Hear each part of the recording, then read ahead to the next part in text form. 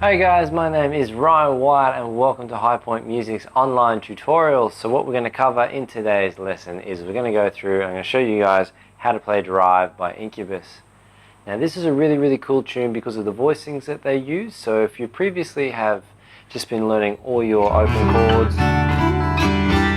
in that position on the guitar, this one is going to be really cool because it opens up a whole new row of options for you right up the fretboard, incorporating open strings, nice little octave unisons, semitone clashes, ninths, 11ths, all that juicy sort of stuff that we're going to get into today's lesson. So we're going to break it down. I'm going to show you guys how to do the chords because these are nice new ones for you all, and then we're going to bring in the strumming pattern, which uses a little bit of syncopation. So it might be a little bit challenging for some of you might take it in your stride, but that's all cool. So let's get into today's lesson. Alright guys, so the first thing we're going to do is we're going to look at our chords. So this first voicing of an E minus is our first finger on the 7th fret on the A string like that, and then we're going to place our third finger on the D string on the 9th fret directly below it. And then underneath that we've got the open G with our second finger then going on to the 8th fret on the B string. Right, so going through those bottom 5 strings and then having the E in the bass never hurts. So just keep in mind with this one guys, because our third finger here has got the open G below it and then our second finger on the B has got the open E below it, that we're going to have to be up on our fingertips to make sure all of these voicings can ring out nicely.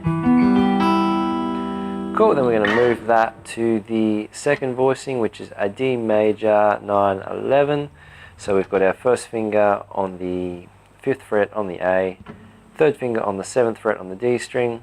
Again, the G is open below, and then our 4th finger is on the 7th fret on the B, leaving the open E below. So if we go through that one at a time, we've got first finger, third finger, skip a string, 4th finger on the 7th fret, and then the open E ringing out there, and all of that together sounds like. So just take your time going through developing this chord one string at a time. As I said with the previous chord, if there's any adjustment that needs to be made, just take your time, get up on your fingertips and pay attention to your fingers. Alright, cool, so now we've covered the first 2 chords, we're going to start introducing the strumming pattern. So the strumming pattern for this one kicks off with 1, 2, 3, just like that. So bass, hit the 7th fret. If we happen to hit the B, it's no big deal. So 1, 2, 3, 4, 5. Okay. 1, 2, 3. 1, 2, 3, 4, 5, 6, 7, 8. So 1, 2, 3, 4, 5, 6, 7, 8. So once more. 1, 2, 3, 4, 5, 6, 7, 8. And then after we've done that, got the 8 rolling, we go a little 1, 2. So 1, 2, 3, 4, 5, 6, 7, 8, 1, 2. Straight after it. 6, 7, 8, 1, 2. 1, 2, 3.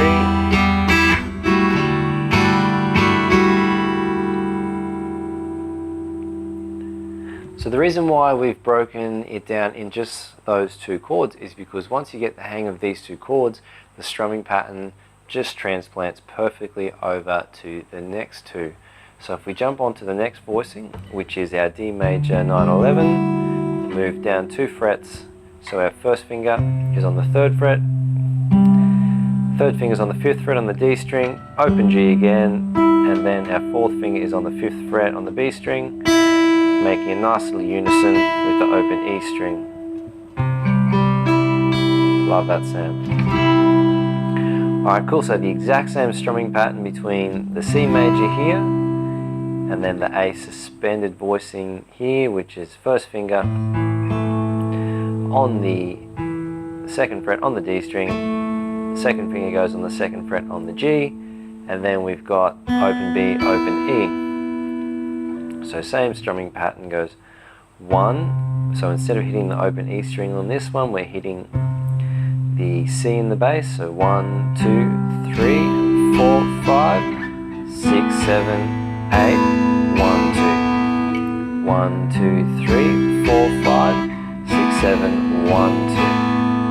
Oh, I screwed my numbers up there. So 1, 2, 3, 4, 5, 6, 7, 8, 1, 2. And finish that off once more for you guys. So 1, 2, 3, 4, 5, 6, 7, 8, 1, 2. Alright, so let's put all that together so you guys can see what it sounds like nice and slowly.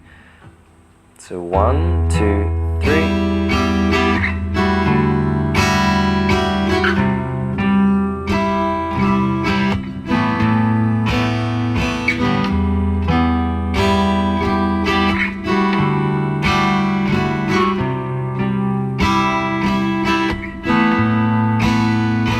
Last time, guys.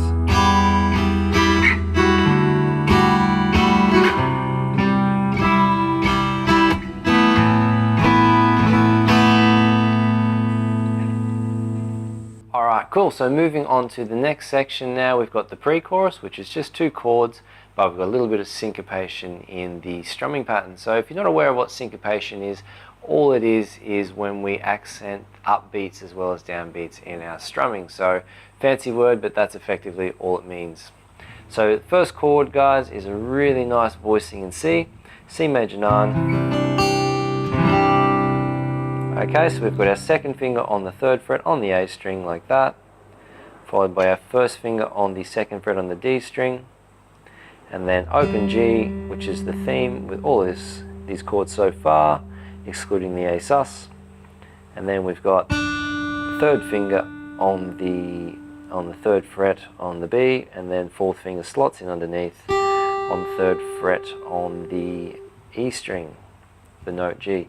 So we just go through that one at a time. So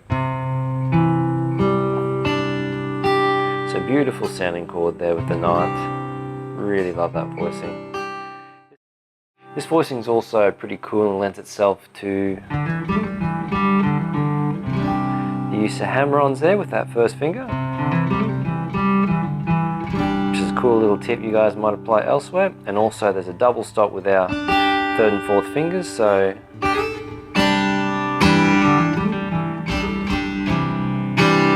but that's a little bit beside the point, but cool little tip you guys can start incorporating with that chord. So getting on to the strumming pattern now, so I'm going to slow it right down for you. I'm just going to go through the strumming pattern on the C major first. So 1, 2, 3, 4, 5. Just 1, 2, 3, 4, 5. Just like that. 1, 2, 3, 4, 5, and then straight into the A sus, which goes 1, 2, 3, 4, 5, 6, 7, 8. So 1, 2, 3, 4, 5, 6, 7, 8. 1, 2, 3, 4, 5, 6, 7, 8. Last one. 1, 2, 3, 4, 5, 6, 7, 8. So putting that all together now.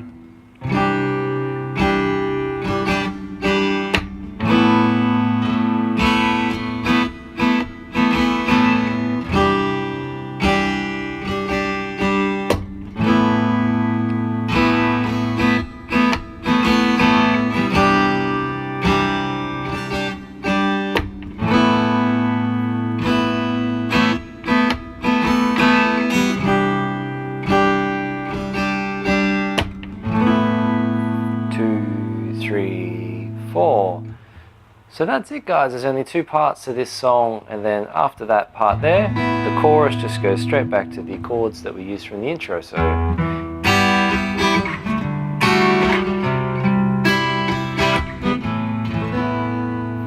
So that's really it. So it seems simple in theory, this one, but if you go nice and steady, for those of you who are new to these voicings, you're just going to have to take your time, focus on getting your fingertips, really good fret position, and just persist, because once you get this together, if you put the effort in, you can have some really awesome options for playing these chords in E minor, D, and C.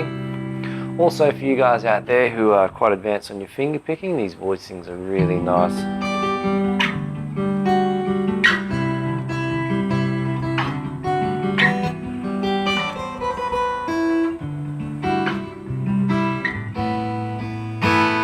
For those of you who are interested in that sort of stuff, so it lends itself to a fair few options for you guys to experiment and play around with. Alright, cool. So if you guys have enjoyed this lesson, feel free to hit those subscribe, like, and share buttons. You can also support the channel via the PayPal donate function. If you've got any questions you guys would like to ask me personally, you can send in an email. I'm happy to look at them in due course, and they could potentially be featured in future online tutorials. But if you want to get my help personally, the best way to do that is to get an online consultation by clicking through the products link in the comments below. I'm happy to look at your challenges and assess you guys where you're going wrong, what you're struggling with, and give you the tools and techniques to get to the next level as soon as possible. So practice that one up, guys. It's a great tune, great voicings, and loads of fun, which you can apply these techniques and these voicings to other songs as well. I really enjoyed this lesson. Hope you guys enjoy these chords and the song, and I look forward to catching up with you all in the next video.